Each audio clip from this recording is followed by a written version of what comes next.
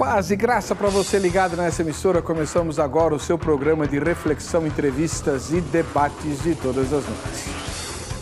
Com certeza, se você tem algum tipo de afinidade com a fé, com a Bíblia, com a pregação cristã, você já pensou ou até já discutiu com pessoas a respeito da criação, daquilo que nós enxergamos no mundo material. Como é que tudo que existe veio a existir, né? A ciência normalmente, ensinada nas escolas, privilegia a teoria da evolução. Para muita gente a evolução é um fato, não é nem sequer uma teoria, mas ela ainda é uma teoria, ela não foi confirmada. Para os religiosos, a explicação melhor é o criacionismo, do jeito que está na Bíblia. Deus criou todas as coisas, de preferência em 7 dias e 24 horas, tal, aquela história. Pois muito bem. E essas duas visões causam choque para muita gente.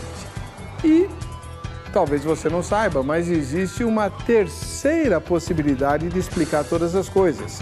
E uma possibilidade não religiosa, científica, chamada de design inteligente. Ou seja, de um planejamento inteligente por trás de todas as coisas que existem. Não foi o acaso somado ao tempo que deu origem a todas as coisas, como que era a teoria da evolução. E é por isso mesmo que ela requer bilhões e bilhões de anos para dar tempo de todas as coisas acontecerem. Uma vez eu li um criacionista criticando, a teoria da evolução, dizendo que ela quer que algo semelhante aconteça, como, por exemplo, uma explosão numa gráfica, produzir em bilhões de anos um dicionário. E de preferência com o acordo ortográfico que o Brasil assinou. É possível? Pois é. A lógica diz que não. E por falar em lógica, vamos conversar com o principal cientista brasileiro que defende o design inteligente. Ele é cristão. Será que haverá choques com o criacionismo? No que ele se difere? Vamos atentamente aprender como a ciência pode nos ajudar a entender o mundo criado sem que a gente precise engolir as teorias de Charles Darwin. Está no ar o Vejam Só.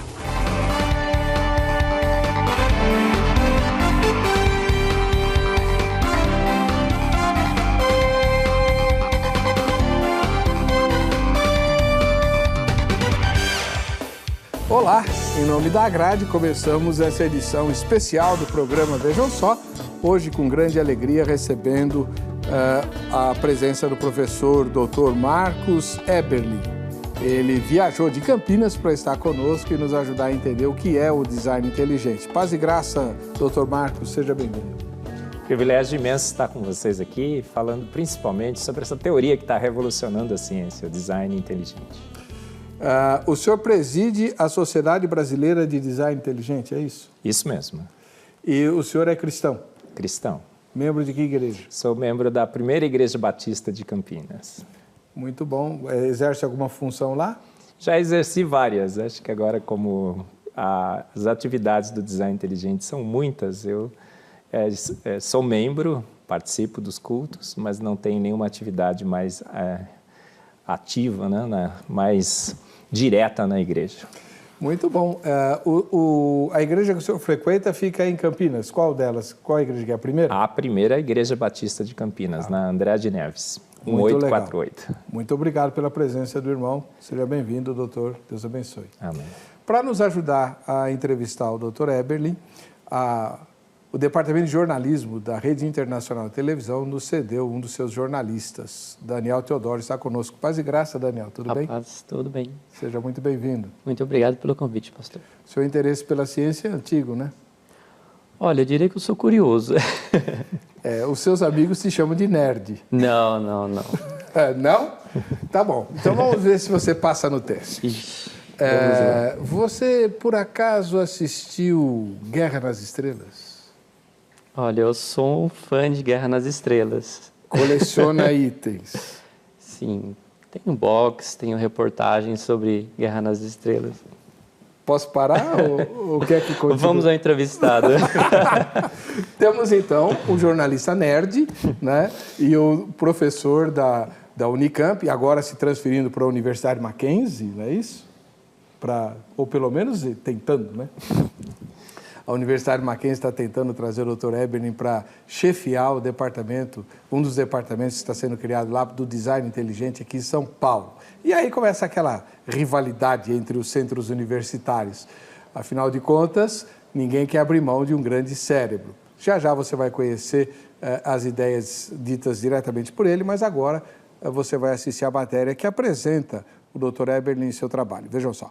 Espectrometria de massas pentaquadrupolar. Aplicações de espectros de massas de segunda e terceira ordem multidimensionais no estudo de reações entre íons e moléculas neutras na fase gasosa. E aí, entendeu alguma coisa? Nada?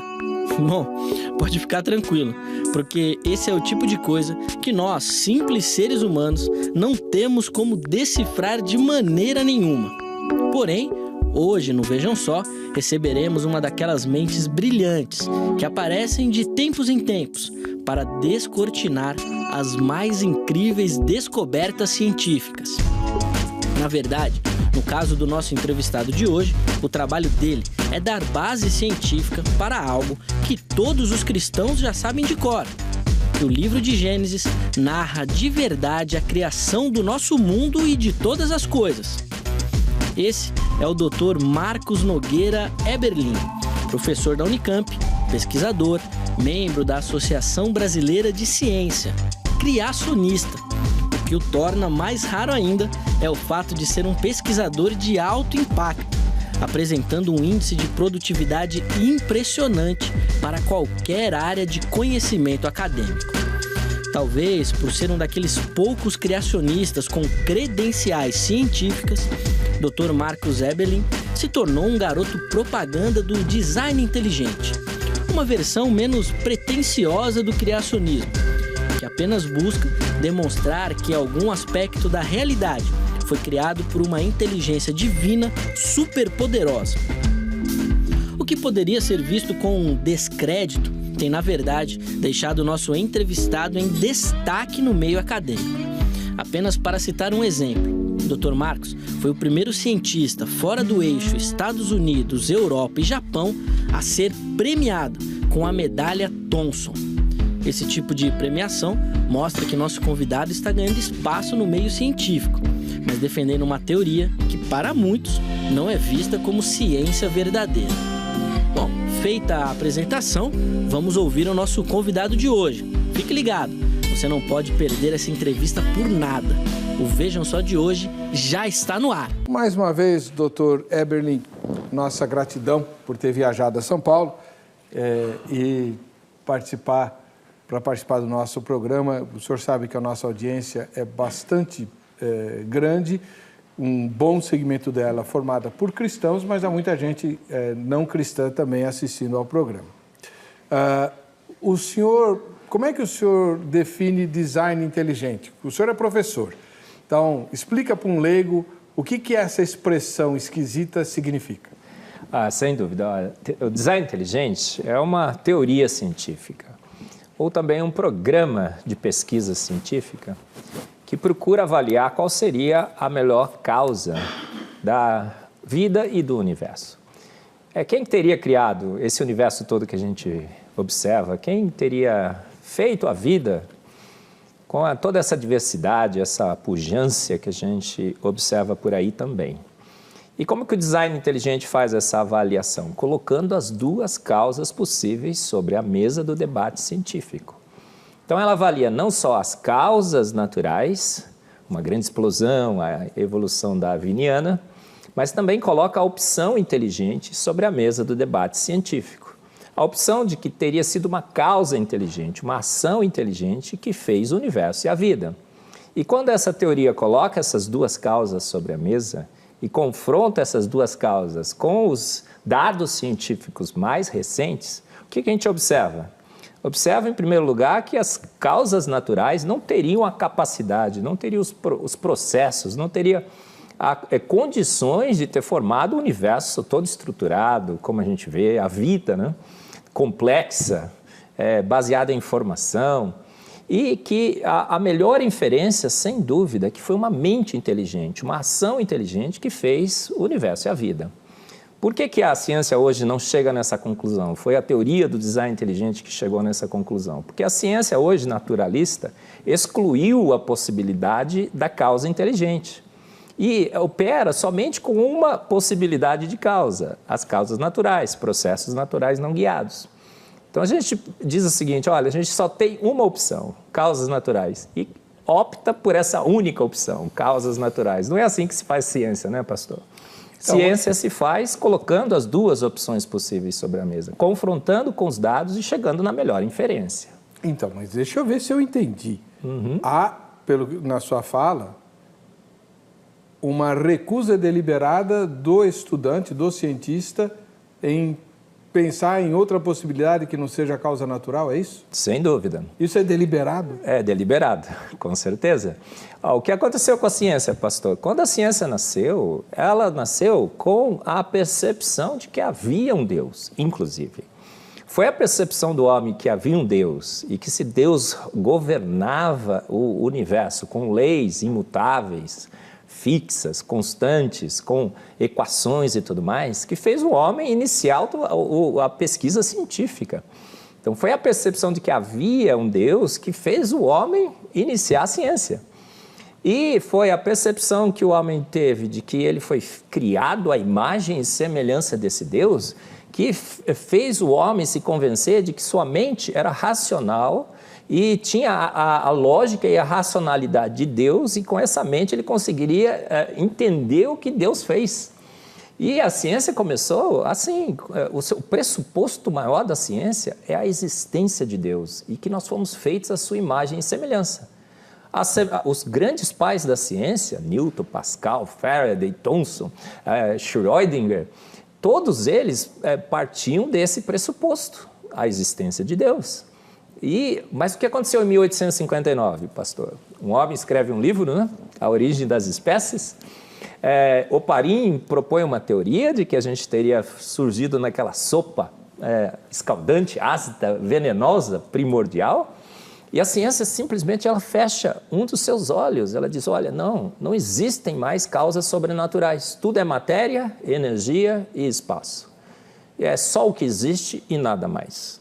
E a ciência passa agora a trabalhar com um pressuposto, o pressuposto de que não há nada mais do que matéria, energia e espaço, só causas naturais. E a gente tem a opção de optar pelas causas naturais. Isso não pode ser. É essa a revolução que a teoria do design inteligente traz para a ciência. É uma contra-revolução. A gente está voltando às nossas origens. A boa e velha ciência que diz o quê? A gente tem que colocar as duas causas sobre a mesa. Aí que tá, doutor. O senhor me perdoe, eu sou leigo, né? Nem nerd eu fui quando era jovem, igual o Daniel que está aqui. Mas quando a gente fala em cientista, para a grande maioria das pessoas, trata-se de alguém empenhado em descobrir a verdade, seja ela qual for. E a sua fala traz um bocado de desconfiança nessa busca aí, né? Pelo que o senhor está falando, tem um bocado de ideologia contaminando aí essa busca da verdade. Mas depois a gente fala mais sobre isso. Deixa eu perguntar para o telespectador e para a telespectadora o que ele pensa a respeito dessa ideia de ciência e fé. A nossa pergunta está publicada lá no site do programa, no vejamsó.com.br, e vamos ver a pergunta? Vamos lá. Você acredita que ciência e fé são opostas entre si? Primeira resposta, sim. E prevalece a fé. Não interessa o que a ciência diz, eu vou acreditar. Como é que o Billy Graham falou uma vez? Perguntaram para ele se ele acreditava que a baleia tinha engolido Jonas, né? Aí ele falou, está na Bíblia? Se está na Bíblia, eu acredito. E se a Bíblia dissesse que o Jonas engoliu a baleia, eu ia acreditar também, porque a Bíblia é que fala. Ela é que prevalece e está acabada. Segunda resposta. Sim, e prevalece a ciência. A Bíblia é um livro antigo, né? Muito anterior à época em que se sabia que a Terra era redonda, que ela não é o centro do universo. Então tem que prevalecer a ciência com suas descobertas sempre mais certeiras e mais frescas. Terceira resposta. Não existe oposição entre ciência e fé. Ambas caminham juntas. E a última resposta, não sei ou nenhuma das anteriores. Votou na enquete, você se habilita a ganhar o relógio da Academia Teológica da Graça de Deus, a Agrade, esse que está aí, né? Lembrando que a história não para, o tempo está chegando ao fim, logo, logo o Senhor Jesus, queira você ou não, creia você ou não, vai inquirir de cada um de nós o que fizemos da vida. E aí você pode dizer assim, eu fiz o máximo possível para te servir, tanto é que eu fui esse aluno ou aluna da Agrade, nos mais de 600 lugares onde o curso bíblico é ministrado no Brasil. Tá? Além do curso bíblico, tem vários outros cursos na Agrade. Pega o telefone que vai aparecer na tela para você e amanhã, no horário comercial, você liga. É sábado, mas vai estar funcionando a Agrade, tá? Não, esse sábado não vai funcionar. Por causa do feriado de quinta, esse sábado não vai ter aula na Agrade. Você liga na segunda-feira, tá bom? 0 operadora 11 3115 0819 3115 0819. O Daniel, você não está chateado que eu te chamei de nerd, não? Não, imagina, pastor, fica à vontade. O Daniel Teodoro é jornalista do Hit Notícias, né? E você pode nos ajudar a entrevistar o Dr. Eberlin, por favor? Sim. O design inteligente, ele tem muito forte essa questão da perfeição, né? Uma mente perfeita, criar algo perfeito. E essa perfeição se manifesta na química, que é a área do senhor, na matemática. Então, como design inteligente, ele trabalha a questão das falhas. Por exemplo, uma célula recebe mutação e gera um câncer.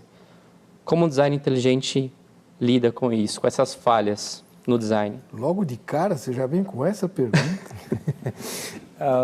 Daniel, olha, é o seguinte, a gente fala que o designer não tem obrigação, a priori, de ser perfeito. Não é porque você compra um carro com defeito que você vai chegar lá e falar assim, olha, ninguém projetou esse carro. Não, ele projetou, mas veio com defeito.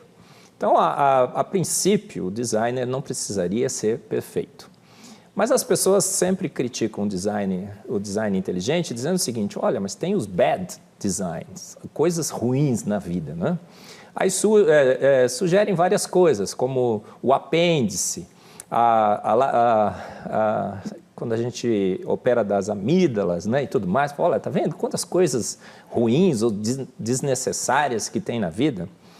Mas o que a gente percebe na realidade? Que, na realidade, esses bad designs, quando a gente vai avaliar do ponto de vista científico, na realidade não são ruins, mas são realmente coisas muito boas. O apêndice, por exemplo, achava que era uma coisa inútil, né? Hoje se descobriu que ele é um reservatório de bactérias, né?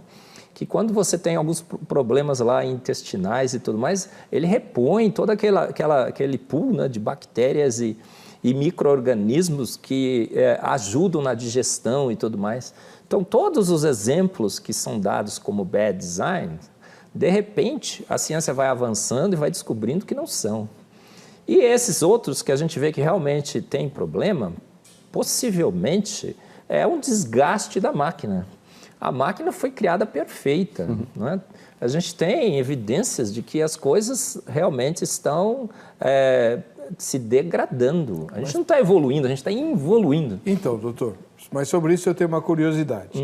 É verdade ou não, e se for verdade, como é que o senhor explica que a nossa fisiologia prova que nós já tivemos rabo? Outra mito, não é? Do Cox, diz que esse é um vestígio do nosso rabo antigo. E hoje se descobriu que não é. Na realidade, é um osso, não é? Que sustenta uma quantidade muito grande de músculos. Ele tem função. Ele não é um vestígio, não há um órgão vestigial. Então, por que ninguém divulga isso, hein? Porque há uma predisposição, não é? De se divulgar dados favoráveis à evolução e quando o dado não é favorável e ele seria favorável ao design inteligente, as coisas são meio que deixadas de lado. Isso... E aquilo que o Daniel perguntou, o negócio, e se a célula vira câncer e tal? Então, faz parte do desgaste.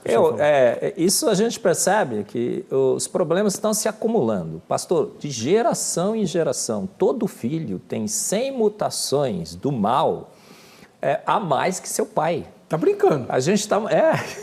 Minha querida filhota tem 100 ou quantas? 100 mutações a mais. Do mal, deletérias, né? Que não trazem benefício. E toda vez que você reproduz, o ser que foi reproduzido tem uma quantidade de erros embutido no seu genoma maior que o pai. Então, o que está acontecendo? Esses erros estão se acumulando geração após geração. 100 parece muito, mas a gente tem 3 bilhões de pares de base, não é tanta coisa assim. Mas os erros estão se acumulando, a máquina está se desgastando. Por isso que a gente vê mais e mais problemas.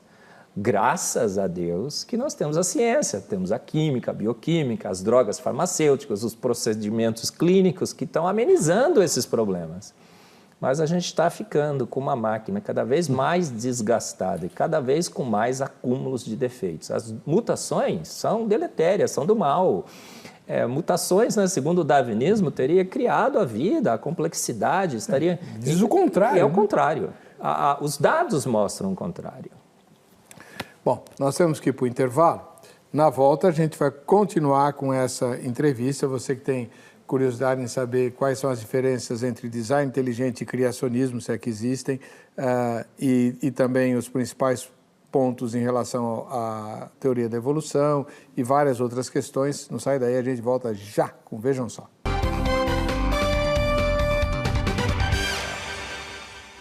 Hoje o Vejam Só recebe com muita alegria e muito orgulho o professor Dr. Marcos Eberli. Ele é presidente da Associação Nacional do Design Inteligente, cientista renomado, acabou de receber um prêmio internacional, não dos crentes, mas da ciência. Fala um pouquinho desse prêmio, doutor. Foi um privilégio imenso, não é? Receber a medalha Thomson. Que é o nome de um dos cientistas que o senhor mencionou. J.J. Thomson, né? José João Thomson, se a gente for traduzir para o português, ele é o pai da espectrometria de massas. Pai do quê? Da espectrometria de massas, que é a área que eu trabalho. Agora entendi. Ele descobriu o elétron nos tubos de raios catódicos, um experimento bastante famoso em ciências, porque descobriu o elétron, né? O elétron que constitui a matéria. E criou também, nessa descoberta, como os tubos de raios catódicos, uma nova área de pesquisas científicas, que é a espectrometria de massas, a área que eu atuo.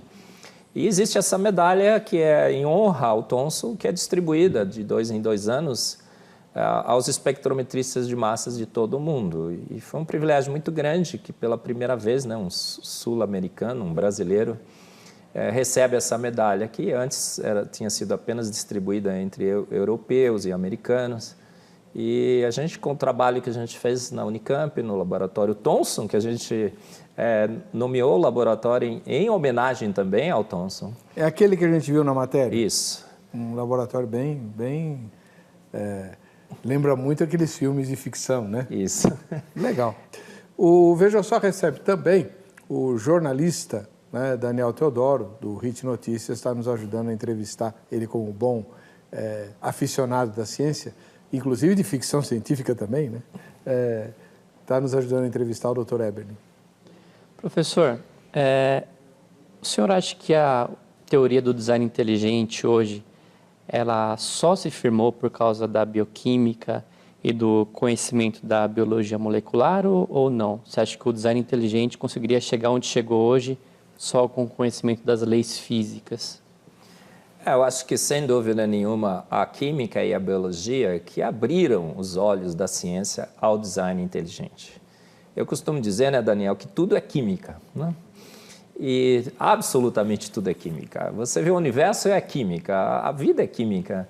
São moléculas e átomos em movimento, naquele balé perfeito, sincronizado da vida e do universo. E foi quando a gente abriu a caixa preta do universo e da vida que a gente percebeu ali, nos átomos e moléculas que constituem a vida, sinais indesculpáveis de que uma mente inteligentíssima orquestrou tudo aquilo ali, né? Quando a gente vê a molécula de água, por exemplo, é um ajuste fino, extremamente bem orquestrado, né, entre 2 átomos de hidrogênio e uma molécula de oxigênio para formar um líquido com 68 propriedades físico-químicas únicas que só a água tem. E é o líquido que sustenta a vida. A gente vai nas propriedades físico-químicas da água, são incríveis. E aí a gente vê, né, que a água, para que ela pudesse viabilizar a vida nesse planeta, ela viola uma lei físico-química. É o único líquido nesse planeta, né, que tem o seu sólido, né, a única espécie química nesse planeta que tem o seu sólido menos denso do que o seu líquido. A lei diz que o contrário, o sólido é mais denso que líquido. Mas a água flutua, não. Né? Aí eu fiquei imaginando, né? Esse é um sinal evidente de que uma mente extremamente inteligente verificou que a água, olha, certo, 68 propriedades físico-químicas, perfeita, ela é o solvente universal, ela tem o efeito capilar, ela é o tampão térmico, ela vai sustentar a vida de uma forma incrível. Mas, nossa, se a temperatura do planeta, né, pastor, cair para baixo de 0 graus Celsius, a vida está extinta. Os lagos vão congelar, os mares vão solidificar e a vida está extinta. Então ele falou assim, poxa vida, eu vou abaixar o ponto de fusão da água. Ah, mas vai acabar o gelo, vai acabar a neve, né? Vai ficar um pouco sem graça. Então eu falei assim, vou violar uma lei, vou fazer um sólido menos denso do que o líquido. Aí o gelo flutua sobre a água, coisa incrível, porque nos dias frios, né? A água mais densa vai para o fundo do lago, o gelo flutua na superfície, forma uma tampa térmica com isolante, aí uma garrafa térmica se forma, e nos invernos bastante frios, né? O peixe fica lá naquela garrafa térmica, protegido a 4 graus Celsius, pode fazer o inverno mais rigoroso que for, ele vai sobreviver. Isso não pode ter sido obra do acaso? Absolutamente. Assim, a gente tem que fazer em ciência, pastor, uma escolha, a melhor inferência. O que a gente vê, todo esse ajuste, esse orquestrar de propriedades físico-químicas no líquido da vida, e a gente tem duas opções, ou foram processos naturais não guiados, o acaso, né? Ou foi uma mente inteligente. Como cientista, o que a gente tem que fazer? Avaliar as duas, falar qual é a melhor opção? De longe, o design inteligente é a melhor opção. Quando a gente vê tantas coisas assim, planejadas, orquestradas, complexas, irredutivelmente complexas, né? Uma quantidade imensa de informação, de antevidência, de planejamento, indicando que realmente uma mente inteligente orquestrou a química da vida. Agora, essa química da vida, já que o senhor mencionou, eu tenho uma curiosidade. Na teoria, ou sei lá, nas teorias da evolução, porque ela também não é única nem assim, uniforme, né? A ideia é que nos mares foram se juntando substâncias, que o senhor deu um nome, sopa não sei o que lá? Primordial. Sopa primordial, isso. E aí caiu um relâmpago, não sei o que, a vida surgiu dali, certo? É isso, mais ou menos certo. Isso, né? Essa sopa primordial dá para reproduzir em laboratório e produzir vida a partir dela? Absolutamente não, pastor. A gente sabe disso. É a teoria de Oparin e os experimentos de Stanley Miller, né? Stanley Miller tentou reproduzir as condições que deram origem à vida. Ele, de uma forma extremamente inteligente, né? Ele elaborou seu experimento, colocou uma atmosfera que ele imaginava, fez algumas descargas elétricas e produziu alguns blocos primordiais lá, blocos fundamentais para a vida. E a evolução diz, olha, veja, a vida surgiu ali. Mas quando a gente analisa do ponto de vista químico, a gente vê que ali, na realidade, é uma grande impossibilidade da vida ter surgido naquela sopa. Primeiro que faltam, a maioria das moléculas importantes não estão ali. Segundo, que as moléculas que estão ali não são próprias para dar origem à vida. Você tem uma mistura racêmica, a gente precisa de isômeros enantiomericamente puros. É um nome bastante feio, mas chama homoquiralidade da vida. As reações químicas que deveriam ocorrer ali, elas têm um ΔG, que é um critério em química, positivo. A gente sabe que reações que têm delta-G positivo não ocorrem. E as reações interferentes que poderiam ocorrer entre aquelas moléculas, elas são espontâneas, ocorrem sem nenhuma barreira energética. Então, eu costumo brincar, se você olha aquela sopa primordial de Stanley Miller, coloca ali a boa química para analisar aquela mistura, O máximo que aquela mistura poderia formar é uma brincadeira que a gente faz, mas é um composto químico que a gente chama de porcariato de qualquer coisila. Assim, não, tudo naquela sopa contribui, é contrário, vai contra a possibilidade que um sistema extremamente bem organizado, orquestrado, que hoje a gente sabe que o mínimo dos mínimos deveria ter 300 proteínas funcionais, além dos lipídios, açúcares e todos os metabólitos necessários. Na criatura mais básica? Tem experimentos, pastor, que são feitos. Você pega a bactéria mais simples que existe nesse planeta. E aí você vai nocauteando os genes, vai silenciando os seus genes. E vai ver o que é o mínimo dos mínimos que seria necessário para sustentar a vida. Tem papers que são publicados na Science, na Nature, sobre esses experimentos. E o que esses experimentos mostraram? Que no mínimo dos mínimos você precisa de 300 genes, 300 receitas, 300 proteínas funcionais.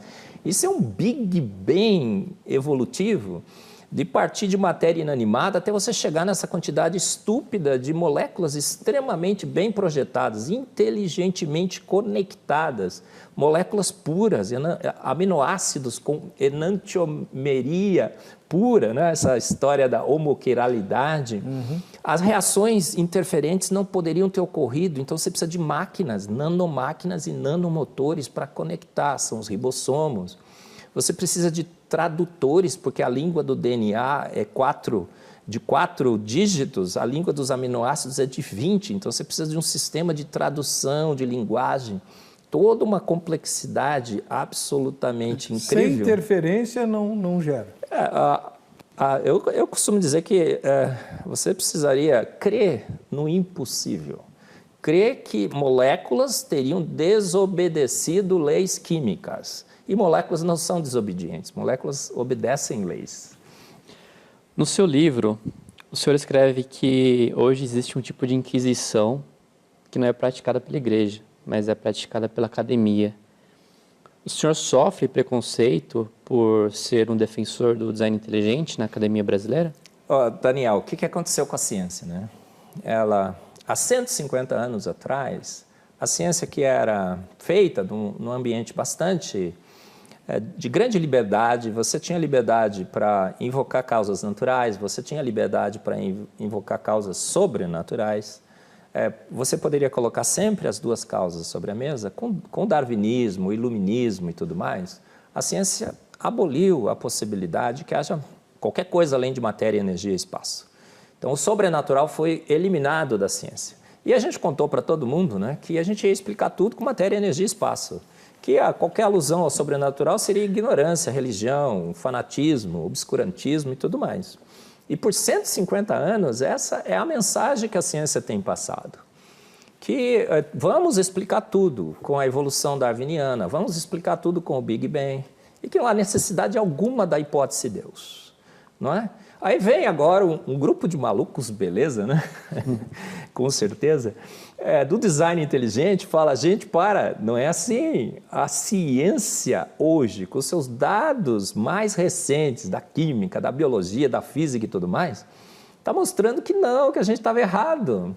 Aí, veja só, cientista não gosta de saber que ele errou. E há uma resistência muito grande da gente admitir que por 150 anos a gente estava contando uma história que hoje não fecha com os dados. Então, como é que o cientista tem reagido? Óbvio, com uma crítica muito ferrenha aos defensores do design inteligente. Aí eles saem com essa, que a gente não é ciência, a gente é religião, somos um bando de pseudocientistas, né? Que querem destruir a ciência, querem destruir a racionalidade da ciência.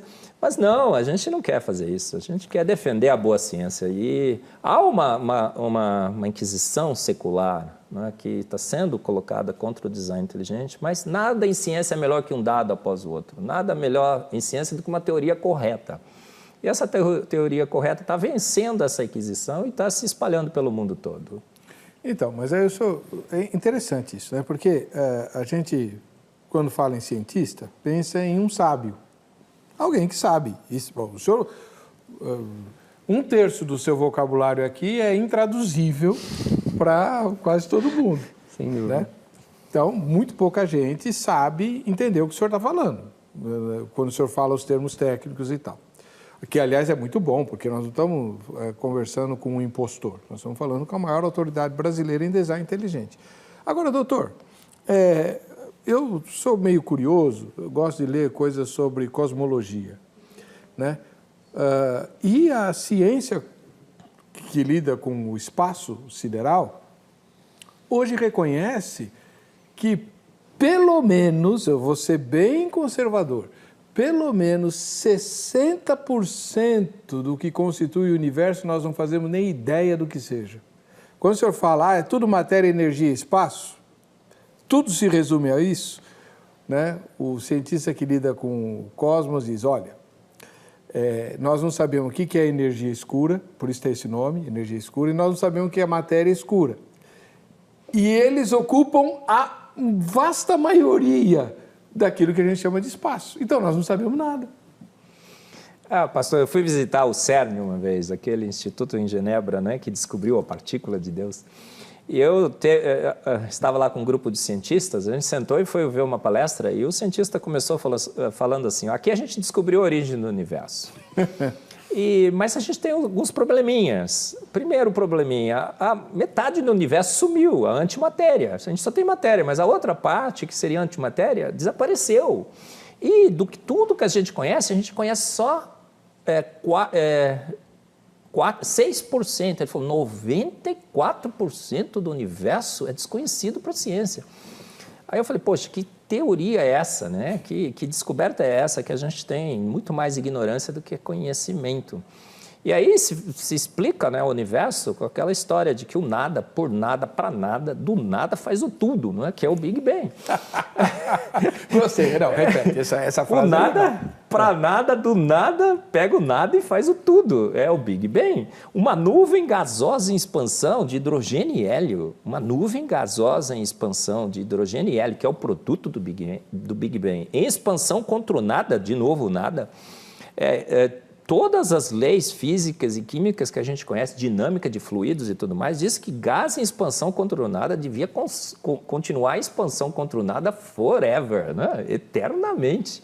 Mas não, aquela nuvem gasosa de expansão se reorganiza e forma estrelas, planetas, o sistema solar extremamente sincronizado, uma Terra exatamente na distância correta do Sol, um Sol que emite no visível, 99% no visível. Visível, o que é visível? É o que a gente enxerga. Então, o Sol que emite luz para a gente enxergar no visível. 1% de ultravioleta para matar as bactérias, mas tem muito ultravioleta, então tem a camada de ozônio. Aí coloca uma lua do lado, que ninguém sabe de onde vem, o naturalismo diz que foi um grande astro que colidiu com a Terra, arrancou um pedaço e glup, formou uma lua. Mas a lua tem o diâmetro certo, a distância certa, a gravidade certa, a constituição certa para inclinar a Terra em 23 graus. Então, a gente tem as estações primavera, verão, outono e inverno. A Lua cria maré no nosso planeta certinho, bonitinho. Então, o que a gente vê isso? Será que a ciência, com o seu naturalismo, com a sua pretensão de explicar tudo, com matéria, energia e espaço, chegou a uma boa conclusão? Ou a gente tem que admitir que tudo isso é obra de um grande mestre, inteligentíssimo, de um ser extremamente competente, que pôs tudo no lugar, calibrou tudo, fez um ajuste finíssimo de propriedades físico-químicas, cosmológicas e localização de planetas, emissão de radiação para que a vida, né, pudesse ser viável no nosso planeta. Mas tem um colega seu, lá da Unicamp, eu não vou declinar nome nenhum aqui, mas ele costuma publicar artigos nos jornais de grande circulação, como a Folha de São Paulo, por exemplo. E na época em que a Marina Silva era pré-candidata, ou candidata, coisa do tipo, ele publicou pelo menos 2 vezes que seria a coisa mais absurda do mundo o Brasil ser governado por uma pessoa que crê que o mundo foi criado em 7 dias. Esse é o colega. Como é que ele olha para o senhor? Com admiração, eu acho, pastor, porque pelo menos há uma voz contrária. Eu acho sim, a ciência... Richard Feynman, um grande filósofo da ciência, disse o seguinte: a religião é a cultura da fé, a ciência é a cultura da dúvida. Legal. Então, quando você pega a evolução, o Big Bang, e transforma aquilo em verdade absoluta, você transforma aquilo em dogma e você vai ter o quê? A cultura da fé. A fé no naturalismo, a fé na ciência, a fé no homem. Isso não é ciência. A ciência é a cultura da dúvida. A gente tem que duvidar, a gente tem que questionar. Então, o que a teoria do design inteligente faz é questionar a evolução, questionar o darwinismo e questionar a ciência a ciência naturalista como está sendo feita hoje. E fala, gente, não é assim. A gente tem que pôr as duas causas sobre a mesa e tem que ter o debate, tem que avaliar as duas. Essa é a graça da ciência, né? Se não tiver dois, um de cada lado, defendendo as suas posições... Sim. Como é que vai ser? Se há um monopólio da razão, como dizem, um artigo que foi publicado na Folha pelo Hélio Schwartzman, ele disse que a evolução é mais provada, é mais lei do que a lei da gravidade. Então vamos fechar as nossas portas, porque já aprovamos, né? Já temos uma lei. Não é assim. Mas a maçã cai da árvore, eu sei. Agora, se você jogar um rato para cima, vai virar no morcego? Não é. Que lei é essa, né, da evolução? Na realidade, a gente tem que fazer o debate. A gente tem que colocar as duas causas. E a gente sempre... A ciência avança pela dúvida, pelo questionamento. E essa é a proposta da teoria do design inteligente, que a gente questione, que a gente debata, que a gente ponha as duas causas e que a gente escolha a melhor.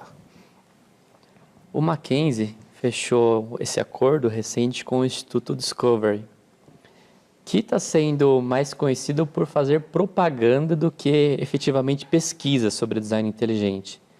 Aí não seria um mesmo erro que os teóricos da evolução cometem, que é fazer excesso de propaganda e menos pesquisa?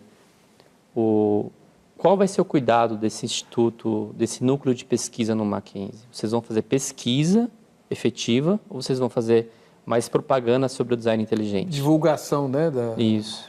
Do que seria. Olha, eu costumo dizer o seguinte, que o design inteligente ele tem uma grande tarefa já, com os dados científicos existentes.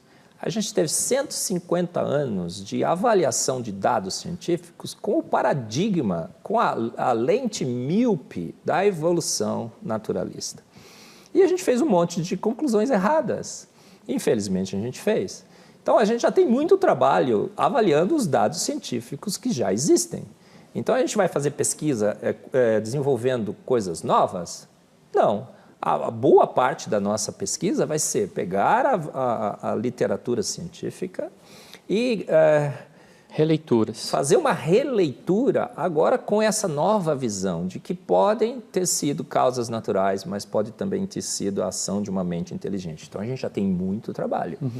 Mesmo assim, há muita pesquisa sendo feita hoje com o olhar do design inteligente. Então, o Discovery Institute nos Estados Unidos tem um instituto de biologia que faz pesquisas em relação a proteínas, qual seria a possibilidade de proteínas terem evoluído e se tornado funcional em um meio abiótico. A gente pretende fazer pesquisas sobre a similaridade do DNA dos humanos com os chimpanzés. Então, tem muita coisa que a gente pode entrar e fazer pesquisas novas, inovadoras, sobre o olhar do design inteligente e tornar realmente o centro um centro de pesquisas. Isso que a gente vai fazer. Então, a gente vai pesquisar sobre o quê? Os dados existentes e os novos. Uma coisa que eu nunca entendi, mesmo muito antes de ouvir falar em design inteligente, aliás, quem começou o design inteligente? Olha, pastor Eber, o design inteligente, na realidade, é uma ideia que vem desde os primórdios da humanidade. Então, tem filósofos gregos, alguns, que defendiam a posição do design inteligente, que não eram processos naturais, mas uma mente inteligente. Tá, mas na ciência moderna? Mas na ciência moderna, em 1995, o Jonathan Wells, que é o pai do design inteligente, fez um congresso nos Estados Unidos, no Pajero Dunes, na Califórnia, e convidou cientistas das mais diferentes áreas, biólogos, químicos, filósofos da ciência, e fez essa reunião. E nessa reunião, o que foi decidido ou concluído? A ciência hoje, ela fechou seus olhos para a ação inteligente Isso só está concluindo pelo naturalismo, pela evolução, pelo Big Bang e tudo mais, não guiado, porque foi feita essa exclusão, a gente não pode fazer mais. A gente tem que considerar a possibilidade do design inteligente. Então, em 1995, nesse congresso, nasce, então, o primeiro grupo que vem defendendo a teoria do design inteligente moderna. E aí o Michael Behe, que inclusive estava nesse encontro, lança o livro A Caixa Preta de Darwin, que faz um sucesso no mundo inteiro, vende milhões de cópias.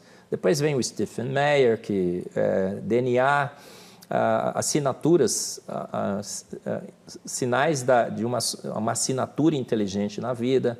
E vários outros teóricos do design inteligente, William Dembski, que estabelece os principais fundamentos da teoria do design inteligente, os seus pilares, a complexidade redutiva, a informação, a antevidência.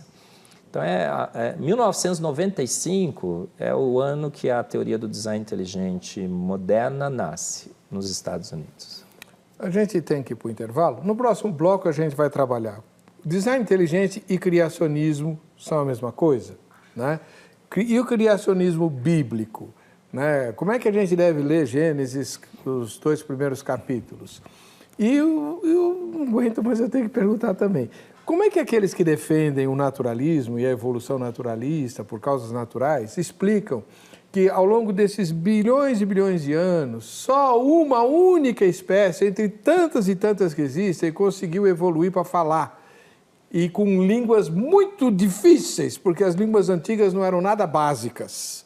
Nada básicas. Aliás, quem estuda linguística sabe que a linguística é uma pedra de tropeço medonha no caminho do evolucionista, porque as línguas antigas eram muito mais complicadas do que... Exatamente. E como é que seres que estão em evolução e começando a falar elaboram línguas e idiomas variados, em vez de ser um só, e muito complexos. A gente volta já.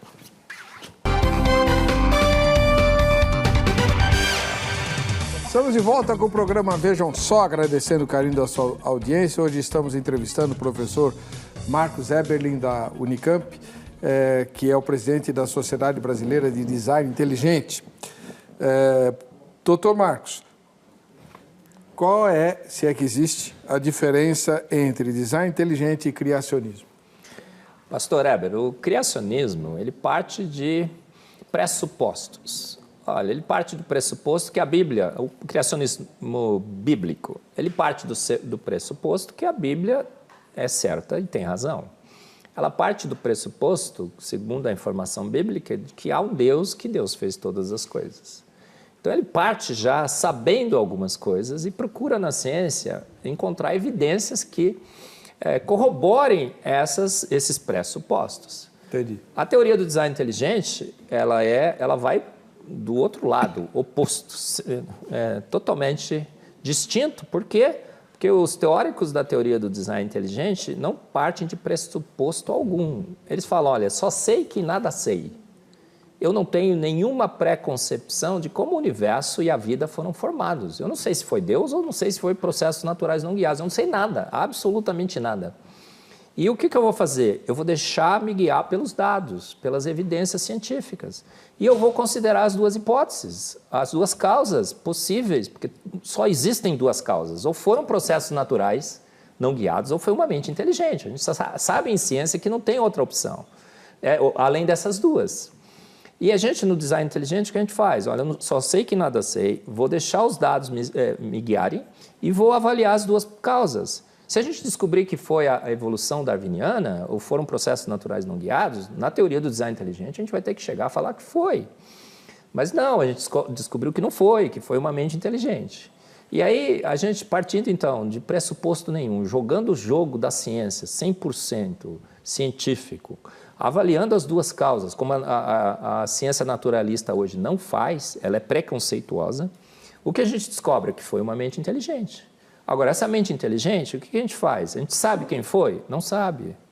A ciência não tem condições de dizer quem é o designer. Por quê? Porque a sua metodologia é insuficiente, é incompleta. Então, a ciência não tem o monopólio da razão, ela não vai descobrir tudo. Ela descobre que foi uma mente inteligente. E o que ela faz na segunda teoria do design inteligente? Ela se declara incapaz de identificar essa mente inteligente. E faz o quê? Pega essa descoberta científica e remete para a filosofia e para a teologia. Agora, o problema vem aí, pastor. Por quê? Porque quando você pega boa filosofia, boa teologia e coloca em cima dessa descoberta científica, qual é a melhor inferência para o designer? Um ET? O ET eu só estou jogando meu problema para o espaço. Vários deuses? Não, parece que é um só. Porque o código é o mesmo, a estratégia é a mesma, parece que é a obra de um ser só. A gente vê que esse ser deveria ter toda a informação do universo, ele é todo poderoso, ele é eterno. E então a melhor inferência teológica e filosófica é Deus, e o Deus bíblico. Então a gente chega na mesma conclusão, só que por caminhos diametralmente opostos. Mas, doutor, muita gente pergunta, inclusive já devem ter feito essa pergunta para o senhor centenas de vezes, essa mente inteligente que elaborou e criou todas as coisas, pode ter usado a evolução como ferramenta? Essa é uma posição, né, pastor, que muito entre nós tem. Deus guiou a evolução. Mas quais são os pressupostos, ou quais são os fundamentos dessa posição? O Big Bang é fato, a evolução é fato, Deus existe. Portanto, Deus guiou o Big Bang e a evolução. O que é que a teoria do design inteligente faz? E algumas pessoas falam assim, não tem nenhuma incompatibilidade de Deus com a evolução. Eu posso crer na evolução e crer em Deus. Eu posso crer no Big Bang e crer em Deus. Inclusive, o Big Bang, alguns acham que aponta para Deus. Tá certo? Agora, essa é uma questão filosófica e teológica, que eu discordo, inclusive. Eu acho que o Deus da evolução é totalmente descaracterizado, né? É um Deus que faz as coisas devagarzinho, é um Deus que teve que treinar com a vida até acertar, é um Deus que introduz o mal antes do mal realmente existir segundo a Bíblia.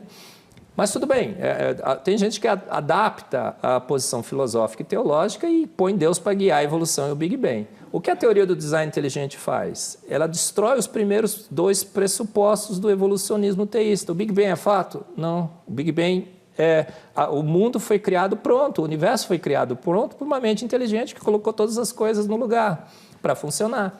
A evolução darwiniana é fato? Não, a ciência mostra hoje que não. Então, Deus teria guiado a evolução e o Big Bang? Não, por quê? Porque a ciência mostra que esses dois processos são inviáveis. Então, a teoria do design inteligente, ela é criticada pela ciência, pelos cientistas naturalistas, e a gente sofre também uma oposição dos evolucionistas teístas.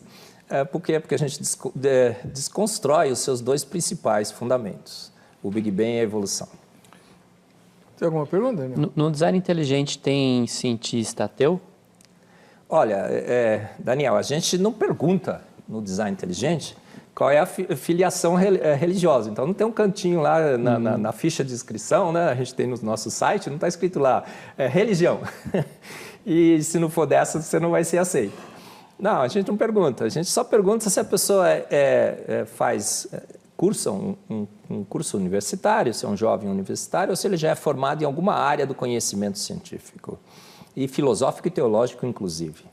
Então, a gente não tem nenhuma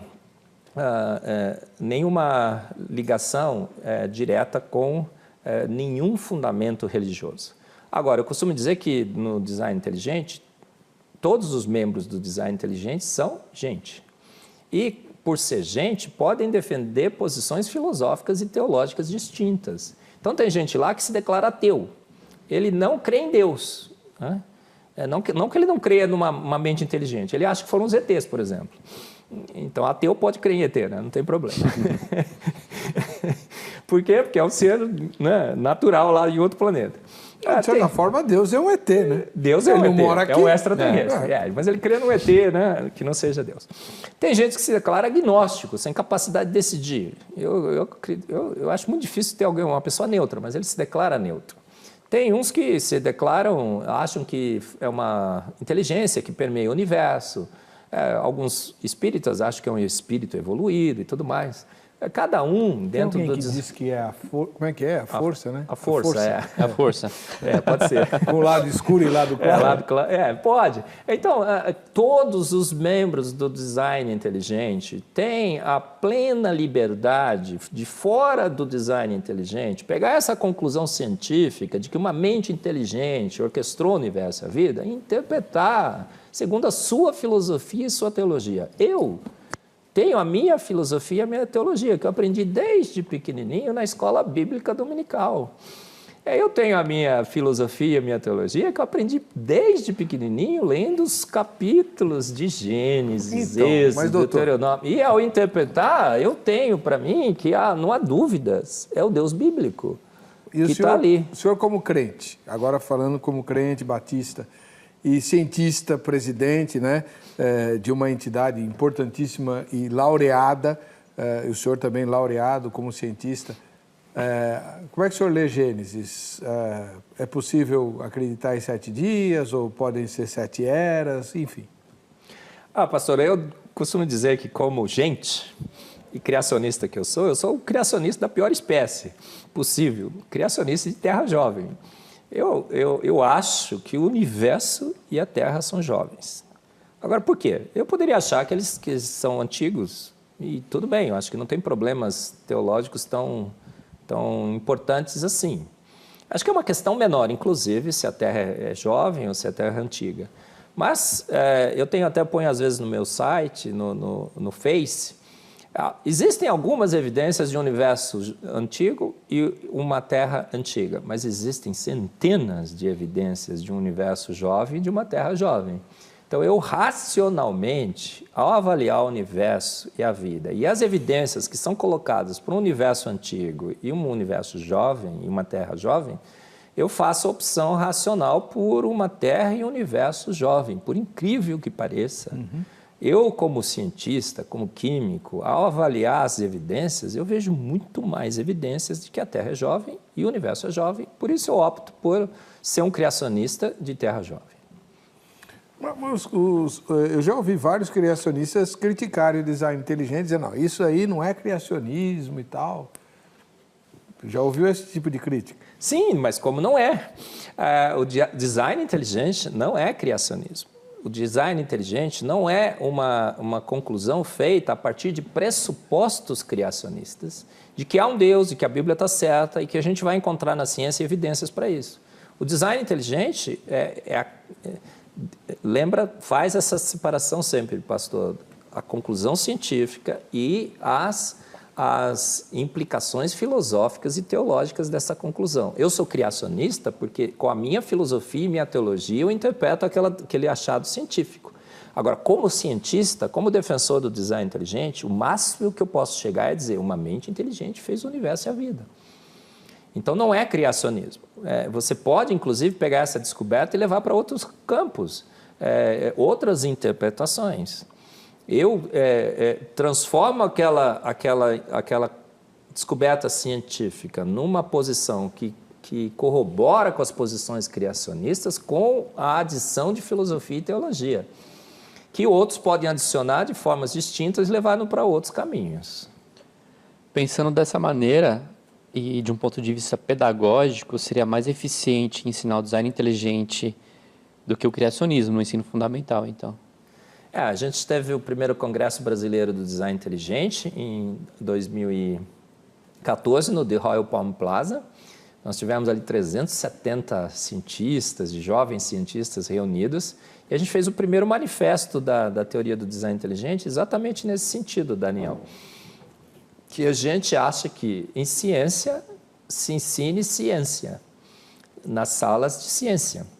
Inclusive, sem qualquer conotação de quem seria, né, segundo as descobertas científicas, o designer.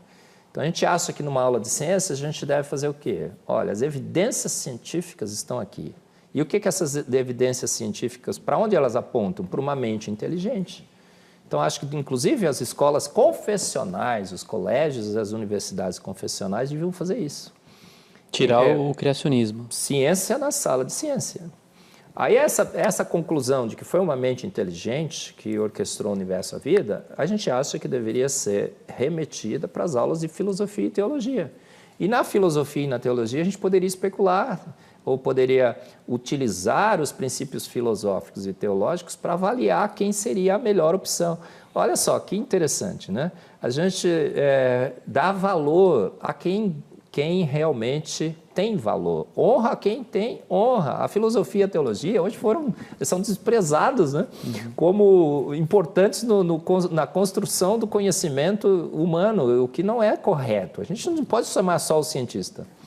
Né? Qualquer problema que tem lá no Congresso, vamos discutir se a gente deve clonar o ser humano, chama um monte de cientista. Deve chamar, mas chama um monte de filósofo e um monte de teólogo também. O senhor acredita que um dia vai ser clonado o ser humano? Eu acho que a gente foi criado, pastor, à imagem e semelhança do designer. E a gente tem muita capacidade de fazer muitas coisas. E quem sabe que um dia, talvez, a gente clone. Mas clonar é repetir uma receita já pré-existente. Então, mas é que a gente sabe que o ser humano não é só organismo. Eu gostaria muito de estar presente num dia que alguém pudesse reproduzir a matéria e a energia que constituem o ser humano, para ver no que vai dar. Eu acho que vai faltar um elemento essencial. O espírito. E o experimento não vai funcionar muito bem. Eu também, eu tenho essa convicção, né? Porque, afinal de contas, nós somos espírito e não apenas matéria. Mas que seria um experimento extremamente interessante para ser observado, seria... Tem alguém fazer? A gente ouve muita conversa, muitas informações de que se tenta fazer isso. Se um dia vão conseguir, eu não sei, mas possibilidade de que isso possa um dia se tornar realidade, eu acho que sim. A gente fomos feitos à imagem e semelhança. E a gente tem uma capacidade incrível. Nosso cérebro não é uma máquina espetacular, nenhum computador humano chega perto. Então, aí eu fico doido com essas coisas. O senhor lembra que no bloco anterior a gente combinou, né, de falar sobre linguagem. Como é que o evolucionista explica que, se você tem um monte de criaturas, competindo no planeta e evoluindo por causas naturais, só uma espécie consegue falar de forma inteligente, articular frases, criar um monte de idiomas. Isso não é uma contradição para a teoria da evolução? É não só uma contradição, pastor, mas é a maior pedra no sapato da evolução, é a linguagem humana. Então, tem três grandes problemas na explicação naturalista para o universo, para a vida. O primeiro é a origem da vida. A segunda é a origem dos sexos, né? Do sexo. Como que dois seres, né, tão distintos, né, passam a operar mutuamente, né, para a propagação da vida. A origem do sexo é um grande mistério. E o maior mistério de todos é a linguagem, com certeza. Como é que essa capacidade incrível que a gente tem de se comunicar através da linguagem surgiu? Há grandes problemas. Um dos problemas maiores, assim, a gente sabe hoje que se a criança não aprende a falar entre os 3 e 5 anos, o que acontece? Ele nunca mais vai aprender a falar. Então, tem casos reportados na literatura de crianças que foram privadas de qualquer contato com humanos até a idade de adolescente, jovem. Quando se descobriu essa pessoa, ela nunca conseguiu mais falar, ela perdeu. O Mowgli é um mito. Então, aí, o que acontece, pastor? A grande pergunta seria essa. Você tem que aprender a falar através de quem? Quem é que te ensinou a falar, pastor? A sua mãe. Eu também, você também, né, Daniel? Então, a gente tem que ter uma mãe plenamente capaz, que domine aquela língua para nos ensinar a falar, senão a gente nunca vai aprender. E a língua, assim, em termos evolutivos, ela é um Big Bang evolutivo. Até eu estava num congresso recente, um evolucionista falou, olha, teve que ocorrer um rearranjo incrível, fantástico do nosso cérebro para que a linguagem se estabelecesse. Alguém perguntou, mas isso não é um milagre? Ele falou, é. E aí, a grande pergunta seria essa, quem foi a primeira mãe que dominava a língua perfeitamente, mas que não teve uma mãe que a ensinou, que ensinou o primeiro filho a falar? E uma língua que, como o pastor disse, As línguas originais, né, o grego, o latim, extremamente complexas, bem estruturadas e tudo mais, é uma coisa fantástica. E outra coisa muito importante sobre a língua, os estudiosos, né, das diferentes línguas que existem nesse planeta dizem o quê? A gramática é a mesma, há uma gramática universal. E aí, como bons teólogos que somos, né, todos um pouco, o que a gente fica pensando? É a gramática, de onde veio essa gramática universal? É a língua do designer, né? Claro. E quem é que ensinou o primeiro homem a falar? A Bíblia reporta lá que Deus vinha toda tarde, né, conversar, né? Talvez, quem sabe. Essa foi a nossa instrução, né, no aprendizagem da nossa língua. Na opinião do senhor, qual que é a grande construção, a grande joia do design inteligente? É o DNA, o carbono ou a água? Olha, Daniel, a gente diz que a teoria do design inteligente é uma teoria da informação. Então, foi a descoberta de que há uma molécula central no nosso núcleo, nas nossas células, com 2 metros de comprimento. 2 metros de comprimento. Você consegue imaginar isso? Um fio de 2 metros de comprimento, com 3 bilhões de elos, que são os pares de bases nitrogenadas, estão novelados dentro da nossa célula, nos cromossomos e tudo mais, carregando uma quantidade de informação estúpida. São livros e mais, são pendrives e mais pendrives, né? Tem comparações que são feitas, né? São bibliotecas e mais bibliotecas de informação que estão dentro no nosso DNA. E agora essa informação, você lê assim da direita para a esquerda, como você lê um texto? Absolutamente não. A informação está zipada e encriptada. Sabe o que é zipado e encriptado? Significa que você tem muito mais informação de uma frase do que aparentemente você poderia imaginar. Então, a informação do DNA é lida de trás para frente e de frente para trás, da direita para a esquerda e da esquerda para a direita. Você pula uma letrinha, você vê lá que tem outra informação escrita. É como se tivesse um poema e você lesse aquele poema e lesse ele ao contrário, outro poema escrito lá. Você pula uma letra, outro poema escrito lá, outra letra, outro poema. Você pega partes daquele poema e embaralha, né, no overlapping genético, splicing alternativo, são processos bioquímicos de manipulação de informação. Você vê que tem dentro do mesmo poema 6, 7, 8 poemas diferentes escritos ali. E não é zipagem e encriptação da informação? E aí é um código só? Não, você tem o código genético, você tem o código das histonas, o código que diz o plano corporal, porque o DNA é o material da vida. Mas como esse material vai ser usado, quando, aonde ele vai ser localizado e tudo mais, nas proteínas, ninguém sabe onde está, né? A gente está ainda para descobrir. Então, é toda essa informação arbitrária, extremamente complexa e sofisticada em multicamadas, nos mais diferentes níveis, e com todas essas estratégias incríveis que a gente só vê hoje em computação, né, e muito mais rudimentar do que a gente encontra na vida, que aponta de uma forma muito clara de que somente uma mente inteligente poderia ter orquestrado aquilo tudo. E todas as formas de vida têm DNA? Sim, é o que a gente... É uma das evidências que dizem, né, que a gente tinha um ancestral comum, é o mesmo código, o mesmo DNA. O que a gente diz que é uma evidência de um designer comum, né, que projetou a vida com uma lógica básica. Temos 3 minutos. Você tem alguma pergunta que caiba nisso? Eu perguntei, o DNA, o carbono e a água, né? Sim. Você tinha falado da água, falou do DNA e do carbono agora. O que você acha? Olha, Daniel, o carbono é outro átomo incrível, fantástico. A gente, como químico, né, a gente vai olhar para o carbono e vai olhar a sua distribuição eletrônica, 1s2, 2s2, 2p2. Então, o carbono, naturalmente, deveria formar 2 ligações, e a vida estaria aniquilada, porque ele tem que formar 4, né? Aí a gente formulou alguns modelos da hibridização e tudo mais, né?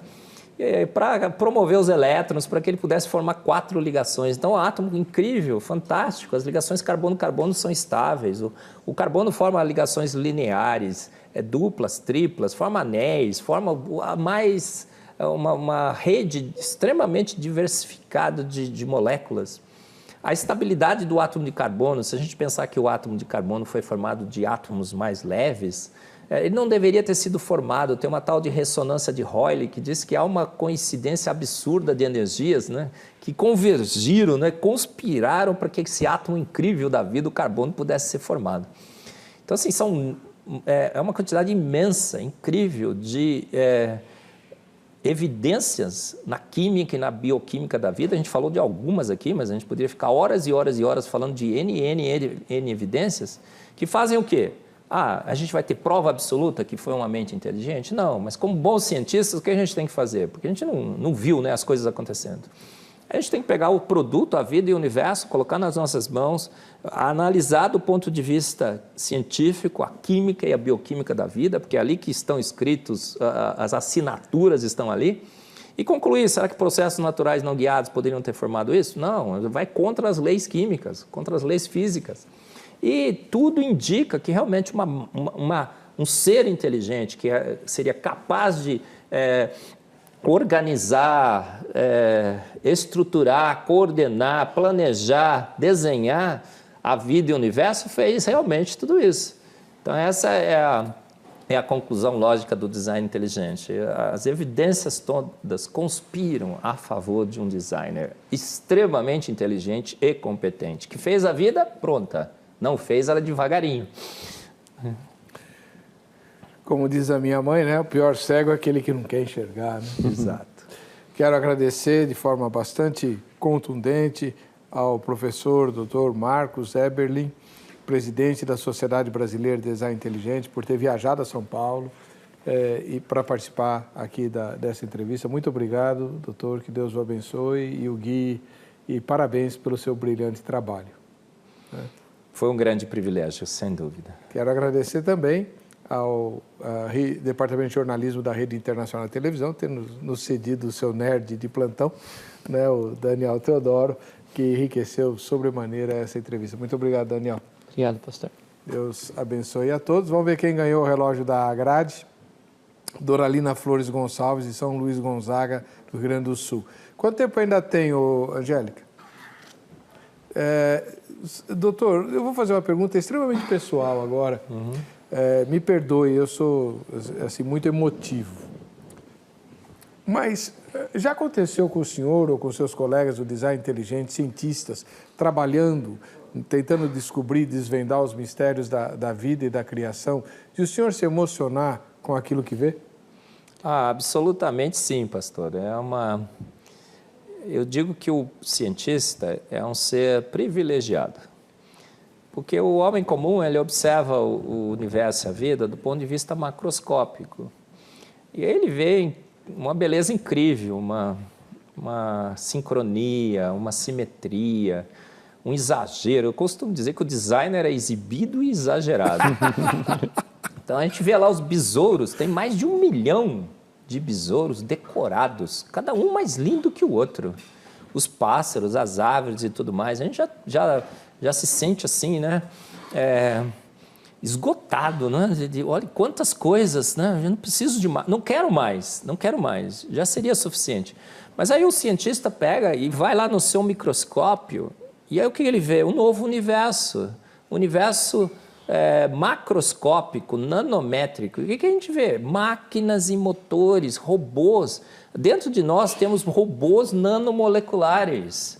Eles andam, eles têm pernas e têm braços, eles andam proporcionalmente ao humano com uma velocidade de 1000 km por hora. São jatos supersônicos.